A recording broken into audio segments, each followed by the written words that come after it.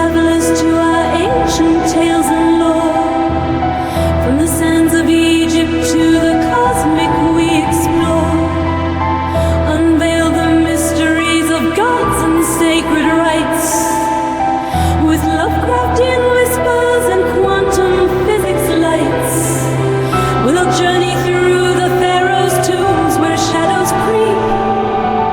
And dive into the realms where space-time swirls so deep. Gather around, dear friends, and listen closely as I unfold the tale of the Book of Gates, a powerful and profound magical text that emerged during Egypt's New Kingdom from the 16th to the 11th century BC. This sacred book first came into use at the end of the 18th dynasty and continued to guide souls until the 20th dynasty. Let us embark on this journey to understand its mysteries and the divine passage it maps. In the twilight of the 18th dynasty, a new text began to take shape, one that would stand out among the many funerary texts of ancient Egypt. The Book of Gates used vivid images and intricate text to detail the descent of the sun god Re into the underworld, guiding him through 12 hours and gates. Each hour in the Book of Gates marks a critical stage in the soul's journey through the Duat, the Egyptian underworld. As Re travels through these 12 hours, he encounters various gods, demons, and spirits, each with a specific role in the cosmic order. The Duat can be viewed as an otherworld too, a realm beyond the physical, where profound spiritual transformations occur. The book casts light into the dark corners of the Duat, revealing who or what awaits in each segment, explaining the events that occur there, and uncovering the reasons behind them. The concepts of the Book of Gates trace their origins back to the pyramid texts, one of the oldest religious texts in the world. If you visit the step pyramid of Saqqara, you will find these ancient inscriptions around the corner inside the pyramid of Unas. The Book of Gates can be found in the tomb of Ramses VI when you enter on the left side, and Seti Y in the Valley of the Kings, as well as in other royal tombs. This continuity of religious and funerary tradition highlights the enduring significance of these sacred texts in guiding the souls of the deceased through the afterlife. It is not just a funerary guide, but a cosmic roadmap. Imagine, if you will, the ancient Egyptians not merely concerned with the physical preservation of their kings, but with their spiritual transcendence. In the language of physics, we might say that the Egyptians viewed the soul as both particle and wave. The soul, like a quantum entity, traverses through defined states, each hour in the Duat representing a different quantum state. Each hour represents a stage in the soul's evolution, marked by trials, encounters with divine beings, and the soul's gradual ascension towards divine integration.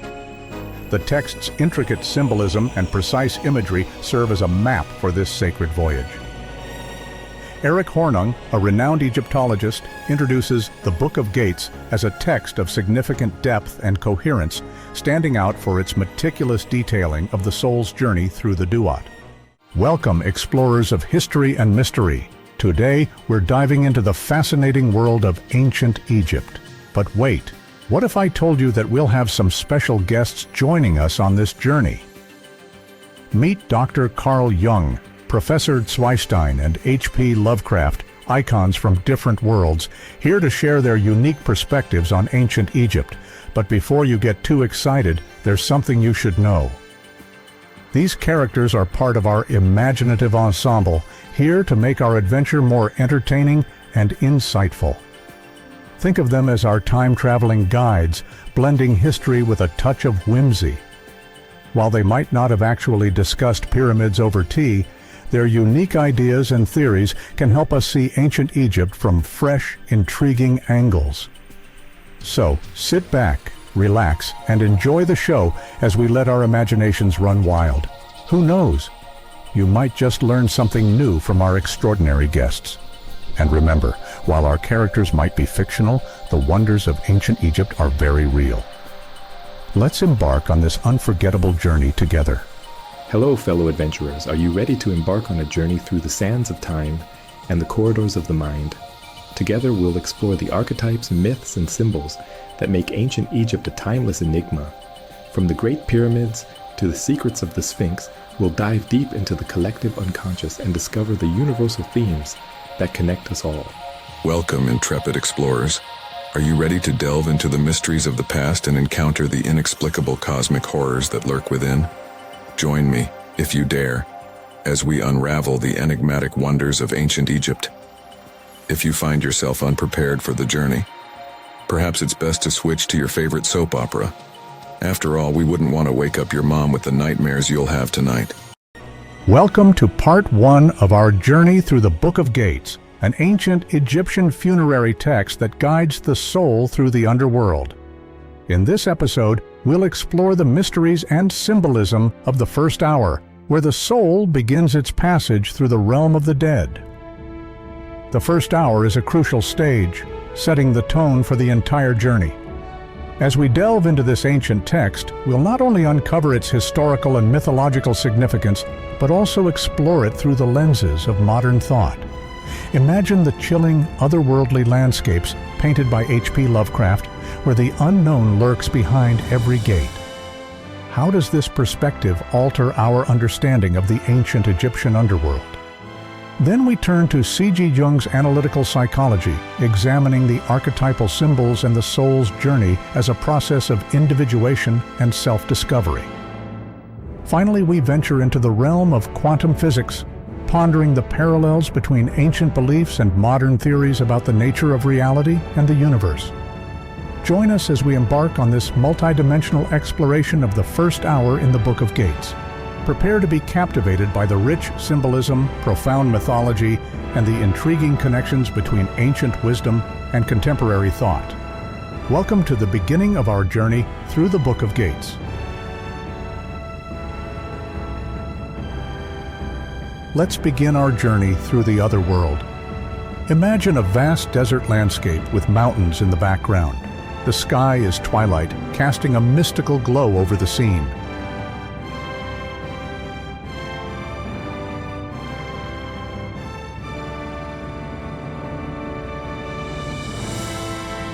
Let's further imagine 12 gods without attributes, standing in the desert mountains, representing the blessed dead. They are the gods of the West Desert, emerged from the glorious eye of Re, created from his divine vision.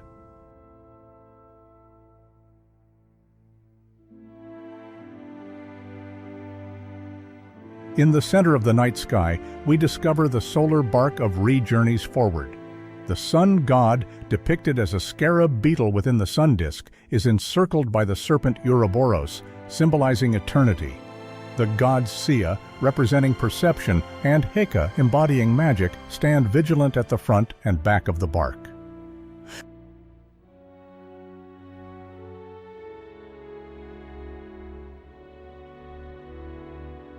Now let's take a closer look at the solar bark and the profound symbolism of the scarab beetle, which is deeply connected to Ra, the sun god.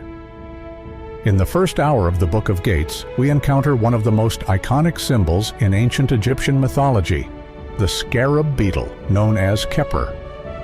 Khepri, often called the Becoming One, represents the morning sun and the promise of a new day.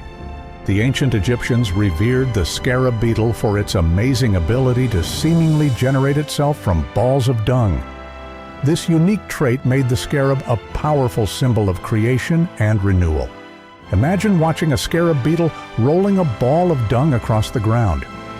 To the ancient Egyptians, this simple act mirrored the sun moving across the sky, with the beetle symbolizing the force of becoming and transformation. The daily temple rituals in ancient Egypt closely followed the sun's journey. Ceremonies were held at sunrise, midday, and sunset, marking the sacred passage of time through the day. These rituals highlighted the spiritual importance of each moment. As the Egyptologist Soneron noted, every important moment in the course of the sun called forth a special ceremony dedicated to the earthly embodiment of the divine radiance. The scarab beetle, Khepri journey, embody the eternal cycle of life, death, and rebirth. Just like the sun rises and sets every day, these symbols remind us of the continuous cycle of renewal and transformation. As we continue our exploration of the Book of Gates, we'll uncover more layers of meaning and symbolism, revealing the profound spirituality of ancient Egypt.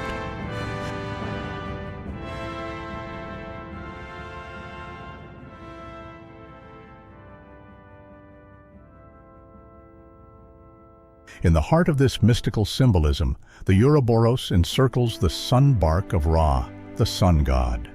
This sacred vessel carries Ra through the night sky and the underworld, symbolizing his journey through death and rebirth every single day.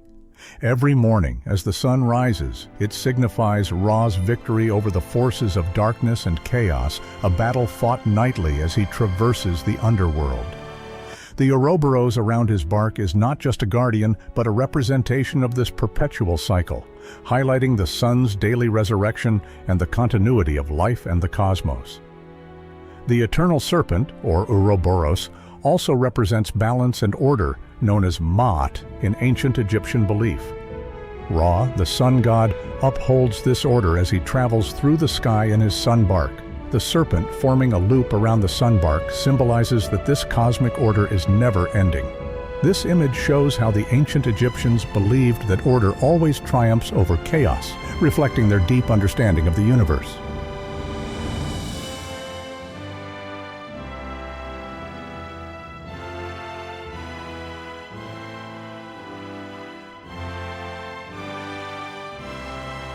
The ancient Egyptians deeply valued the balance of power between Ma'at, the goddess of truth and cosmic order, and Ouroboros, the symbol of eternal cyclical renewal. Together they stood against Isfet, the embodiment of chaos and disorder, which threatened to plunge existence back into none, the primordial chaos and waters from which the world was born. Now, imagine what H.P. Lovecraft might have thought if Isfet had won this cosmic battle. Let us guide Lovecraft to the Winter Palace Hotel in Luxor, where he experienced one of his strangest encounters.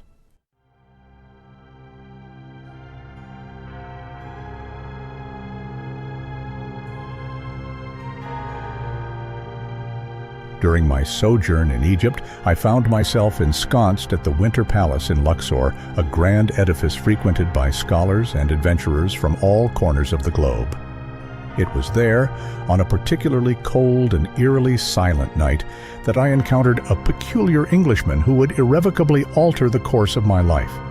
The man, tall and gaunt, with eyes that seemed to pierce through the veil of reality, introduced himself as Dr. Reginald Ashcroft, an antiquarian of considerable repute. His manner was furtive, as though he feared unseen watchers. From the folds of his tattered coat, he produced a scroll, ancient and weathered. "This," he whispered, his voice trembling, "is a papyrus I discovered in a hidden temple beneath the shifting sands. It contains a narrative so horrifying that I dare not read it myself. But you, Lovecraft, possess the fortitude to face its dreadful truths." With trembling hands, I accepted the scroll. The first sentence, written in a script that seemed to undulate and writhe as I gazed upon it, was a dire warning. If a human reads this, the Ancient Ones will send Nyarlathotep to prepare for their coming, which will result in eternal madness. Here is the translation of the text, but be warned. Priest of the Temple of the Great Ramses received a message through a dream. In my vision, I stood as a humble priest aboard the sacred sunbark, honored to chronicle the celestial journey of Ra through the nether realms. Our voyage began under an eerie twilight sky, the horizon aglow with a sinister light that cast long, trembling shadows. Seer, the god of wisdom and perception, stood resolute at the prow, his papyrus scroll clasped tightly in his hand. As we approached the ominous entrance to the first gate, the air grew thick with an otherworldly dread. "The time has come," I heard him intone, his voice a measured calm against the rising tide of fear. "Behold, mighty guardian of the first gate, Ra, the great sun god, has arrived. Make way for his celestial journey through the underworld as he brings forth light and order, vanquishing the darkness." But as Sia spoke these words, I felt a shudder pass through the very fabric of the cosmos. Deep within the shadows of the gate, a malignant force stirred, a primordial chaos, ancient and unrelenting, yearning to break free. I watched in horror as the Ouroboros, the eternal serpent coiled around the gate, began to tremble and writhe, its once invincible form now beset by an insidious dark energy. Time seemed to slow as the unthinkable occurred. The Ouroboros, guardian of infinity and cosmic balance, faltered. A pulse of chaos surged through the air, a palpable force that tore at the seams of reality. The stars above flickered and died, swallowed by a creeping void that spread like a plague across the heavens.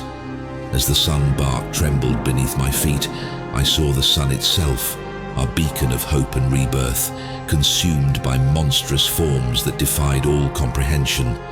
From the abyss emerged entities of unfathomable horror. The towering form of Cthulhu, his tentacles writhing in the darkness.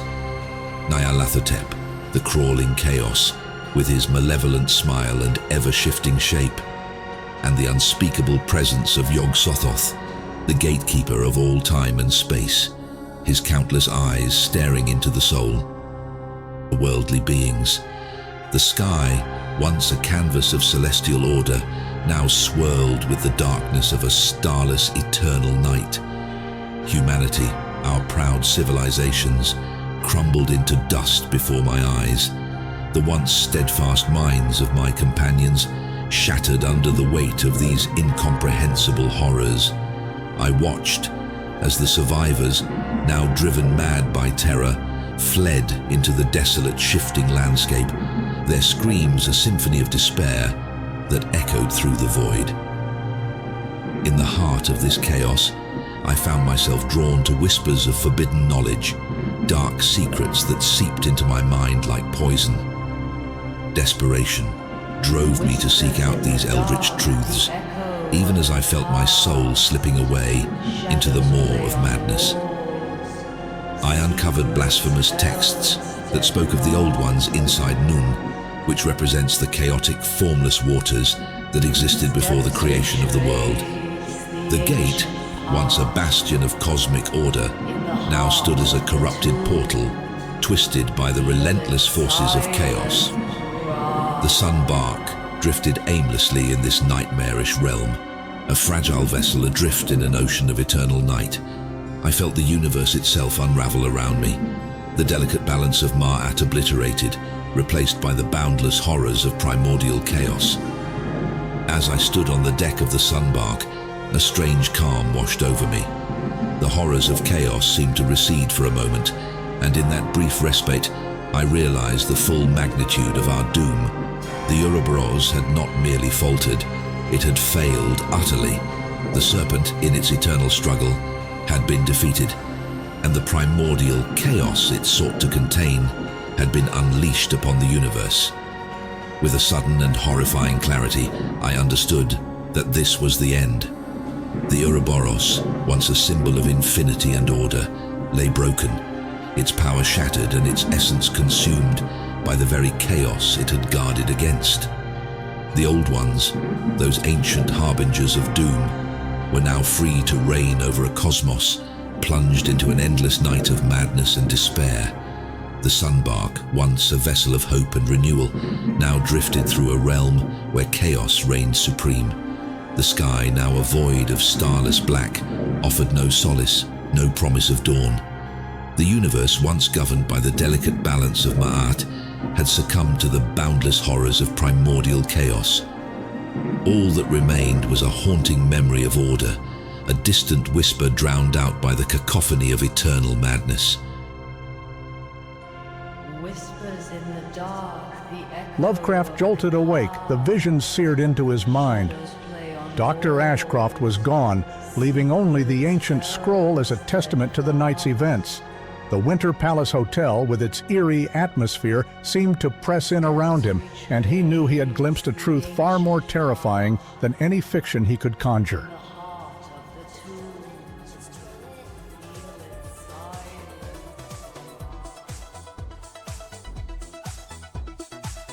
we can find solace and happiness in the knowledge that the terrifying visions of chaos and eternal madness never came to pass. The primordial chaos that threatened to engulf the universe was kept at bay, and the cosmic balance was preserved. Each morning, the sun rises again, casting its golden light over the world, a testament to the enduring power of order and harmony. The planets continue to dance gracefully in their orbits, maintaining the delicate balance that keeps our universe in perfect harmony. The stars shine brightly in the night sky, guiding travelers and inspiring dreamers with their timeless beauty. In the ancient city of Luxor, life thrives in a way that seems almost magical. The children play joyfully in the streets, their laughter echoing through the air, a vibrant reminder of innocence and hope. They run through the ancient ruins, weaving stories of pharaohs and gods, their imaginations untouched by the shadows of chaos. The majestic Nile flows serenely, nurturing the land and its people as it has for millennia. The bustling markets, filled with the scents of exotic spices and the vibrant colors of local crafts, are a testament to the thriving culture and community. In the heart of Luxor, the temples and monuments stand as enduring symbols of human ingenuity and resilience. They remind us that despite the ever-present threat of chaos, order and creativity can prevail, creating a world where beauty and harmony flourish. As we reflect on these scenes of tranquility and joy, we are reminded of the strength and resilience that lies within us. The balance between order and chaos is a delicate one, but it is a balance that we maintain each day through our actions, our dreams, and our unwavering belief in the power of harmony.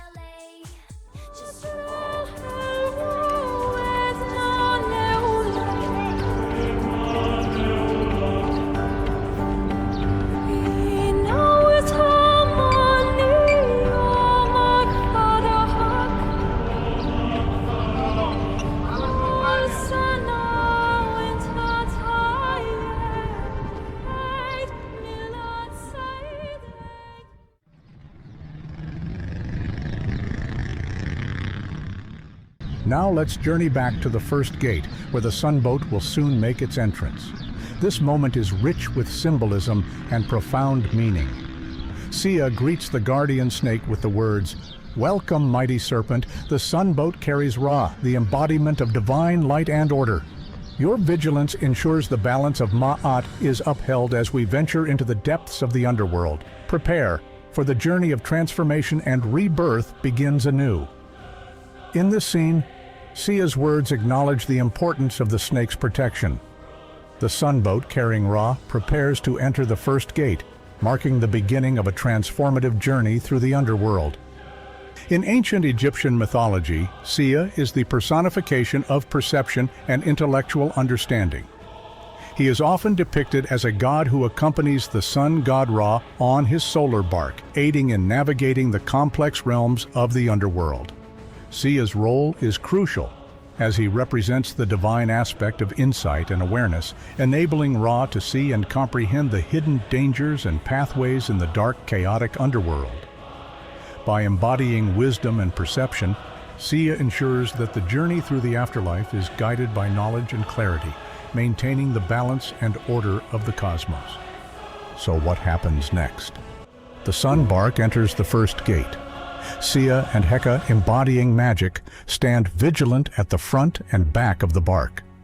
Before them, a jackal-headed pole rises from the desert mountains of the upper register, with two gods kneeling in reverence named Desert and Underworld. Re commands the desert to be illuminated by his internal light, breathing life into the inhabitants of the underworld.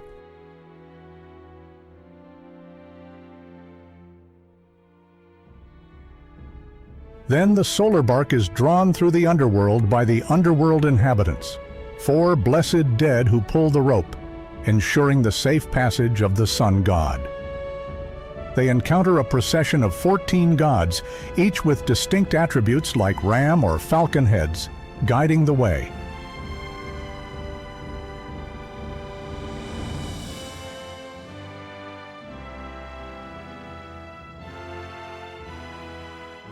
The first 7 gods, known by names such as Corn, without arm, Ram, Horus, Sensible, Khnum, and Child, stand ready.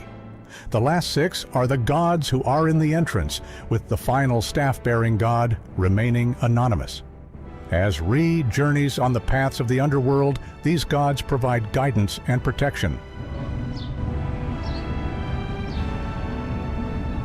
Now, as we witness the solar bark approaching the first gate, guided by the gods Sia and Heka, and illuminated by Re's divine light, we begin to see a deeper symbolic meaning emerge.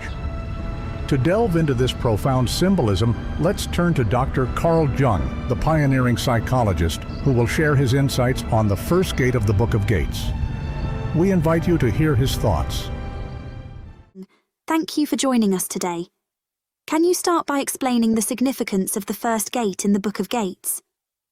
Of course, the first gate in the Book of Gates represents the beginning of a journey where the sun god Ra travels through the underworld. This journey symbolizes a personal journey of growth and self-discovery. When we talk about the first gate, we mean the first step in facing and understanding the hidden parts of ourselves, the parts we might not usually acknowledge. And the gods desert and underworld in this scene. The jackal-headed pole and the gods desert and underworld symbolize different parts of our mind. Interesting. The desert represents our conscious mind, the part we're aware of, and the underworld represents our unconscious mind, the part we're not aware of, but that still affects us. The pole and the gods show that both parts are important and need to be respected. This balance is essential for our mental health. How does Ra illuminating the desert with his internal light relate to personal psychological development? Ra illuminating the desert with his internal light represents bringing understanding to our hidden thoughts and feelings. When we shine a light on our fears and desires, we can understand them better and integrate them into our conscious mind. This helps us become more self-aware and balanced. Can you explain the role of the guardian snake Ouroboros in this journey? Ouroboros, the guardian snake, symbolizes protection and the eternal cycle of life, death, and rebirth. In the myth, Ouroboros protects Ra's journey through the underworld. I get it. For us, this means having inner strength and protective mechanisms to help us face our inner challenges without being overwhelmed. Ouroboros also reminds us of the ongoing process of personal growth and renewal. Now be so kind and tell us about archetypes in the first hour of Book of Gates. Certainly, archetypes are universal symbols and patterns that exist in the collective unconscious. They shape our experiences and behaviors.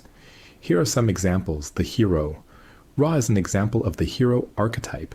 He embarks on a journey through the underworld, facing challenges and ultimately bringing light and renewal. In our lives, the hero can be seen in someone overcoming obstacles, like a student working hard to graduate, or an individual battling and overcoming a personal struggle.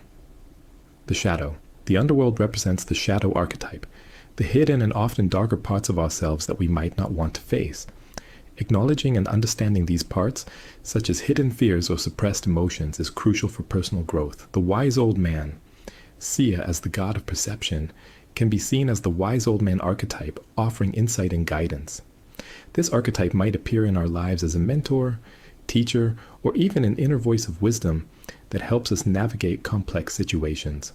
Wow, interesting concept.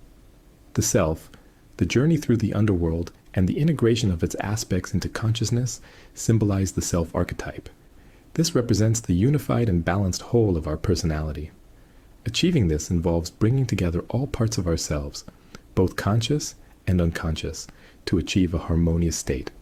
We have a special guest on our show today, Professor Zweistein, the famous quantum physicist. We asked him about his views on order and chaos, and I want to share his insights with you. Recall H.P. Lovecraft's story and the ancient Egyptians' perspective on the cosmic struggle between Maat and Ouroboros against Isfet and the potential descent of existence back into the primordial waters of Nun. Maybe Professor Zweistein will give us a new perspective on this eternal battle between order and chaos. Professor Zweistein, thank you for joining us today. My first question is a bit challenging. I am not sure if even an answer exists. Can you explain the relationship between the ancient Egyptian concept of Nun and the quantum physics concept of superposition? Nun in ancient Egyptian mythology is the primordial chaos, the formless potential from which all creation emerges. Superposition, in quantum mechanics, is the idea that particles can exist in multiple states at once until observed. Both concepts are about potential and the birth of order from chaos. Okay, Professor Zweistein, you make an interesting connection. Can you give us an example to illustrate this? I am sure our viewers would appreciate that. Sure. Imagine Nun as a giant cosmic soup. It's got all the ingredients, but nothing's cooked yet. It's just potential. Now, in quantum mechanics, superposition is like Schrödinger's cat. The cat is both alive and dead until you open the box. Nun is that state of anything is possible, much like the cat being in a superposition of states. Okay, I think I understand. So how would you relate this to our daily lives? Think of it this way. Your day is Nun in the morning, full of potential. Will you have a great day or a terrible one?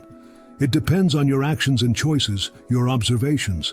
When you choose to be positive and proactive, you're collapsing the wave function in a way that brings order and a good day out of the chaotic potential of Nun.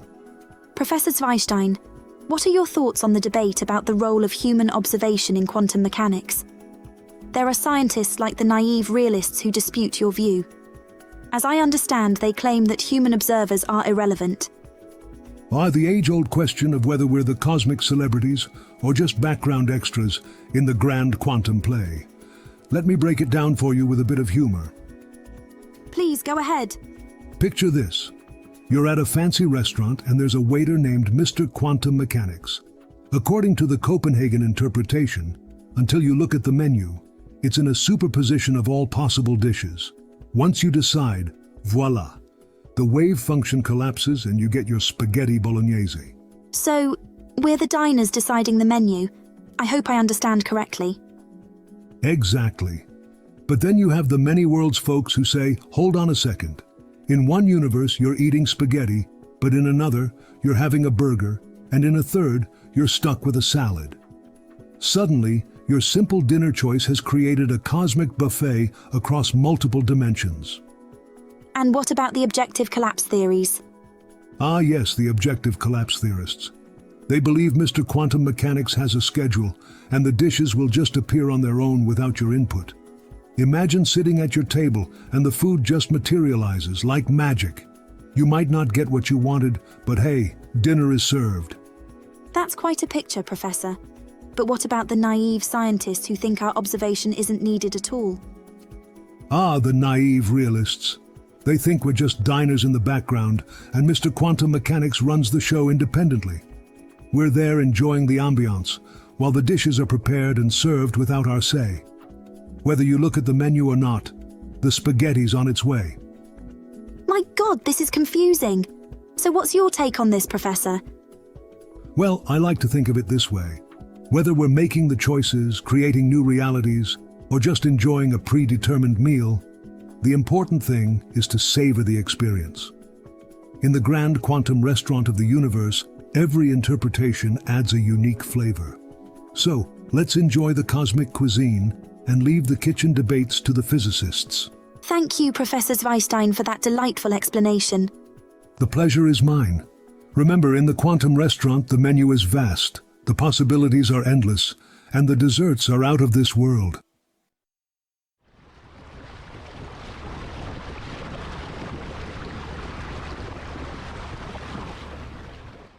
Now let us take a brief respite from our tale and embark on a walk through the ancient paths of Karnak.